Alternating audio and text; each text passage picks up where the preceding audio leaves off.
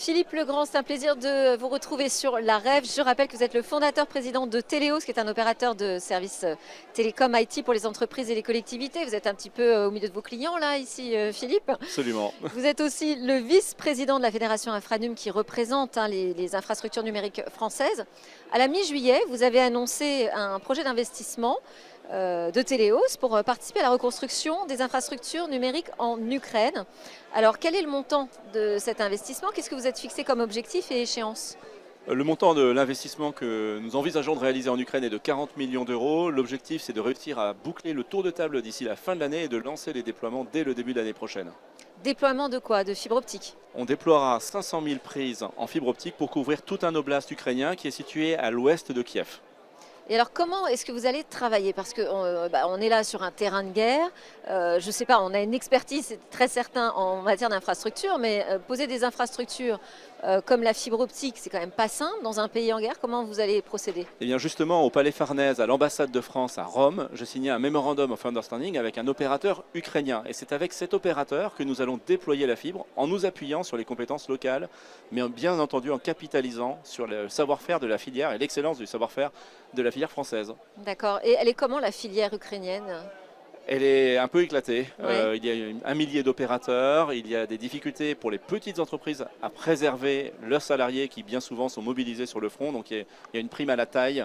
Mais il reste encore des compétences et puis on a une capacité à transposer notre savoir-faire vers les salariés ukrainiens. Alors justement, je me posais la question, est-ce que le modèle français est exportable, transposable? C'est exactement celui que je vais exporter avec un modèle d'opérateur d'infrastructure d'une part, qui va ouvrir ses infrastructures à tous les opérateurs ukrainiens et un modèle d'opérateur commercial d'autre part pour stimuler l'intensité concurrentielle et développer les services localement.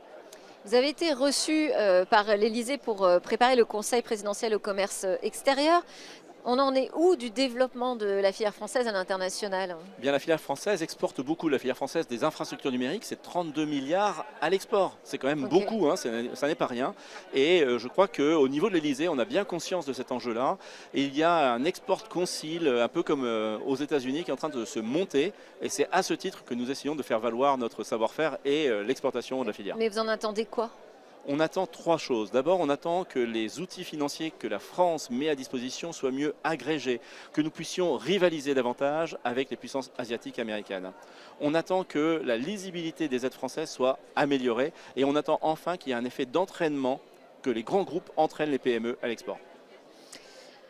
On a vu aussi au niveau européen un projet enterré, voilà, celui d'un fair share où on devait engager peut-être, en tout cas c'était imaginé, les big tech dans le financement, la participation au financement d'infrastructures en Europe. Vous recevez comment cette nouvelle là? Alors je le regrette, je le déplore. Moi je suis un fervent supporter du fair share qui permet à l'économie des télécoms françaises quand même d'être mieux alimentée par ceux qui bénéficient de nos infrastructures, c'est-à-dire les grands acteurs du numérique, oui, les de GAFAM. services numériques, ouais. Et là, l'abandon du fair share sur l'autel des droits de douane est une très mauvaise nouvelle. Il ne faut pas laisser passer. Je trouve que, bon, sans commenter ce qui s'est passé sur les droits de douane, il ne faut pas laisser passer l'abandon du fair share. Il faut revenir.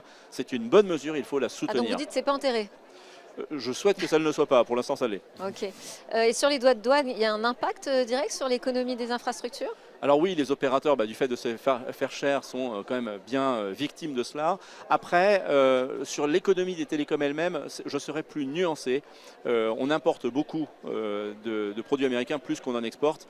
Donc cette balance commerciale est déficitaire, mais je suis plus nuancé, mais j'insiste vraiment sur le fair share. Ok, c'est cette parole que vous venez porter là sur la REF C'est exactement ça. Auprès de qui? Auprès du gouvernement. J'ai vu quelques ministres et quelques grands chefs d'entreprise également pour défendre notamment cet Export Council et cet effet d'entraînement, la responsabilité qu'ont les grandes entreprises à emmener de leur sillage les PME de la filière des infrastructures numériques. Et ça, j'y attache une grande importance, mais les autres éléments que j'ai évoqués également, c'est l'occasion de se retrouver pour cette phase de rentrée. Merci beaucoup Philippe Legrand. Merci Delphine.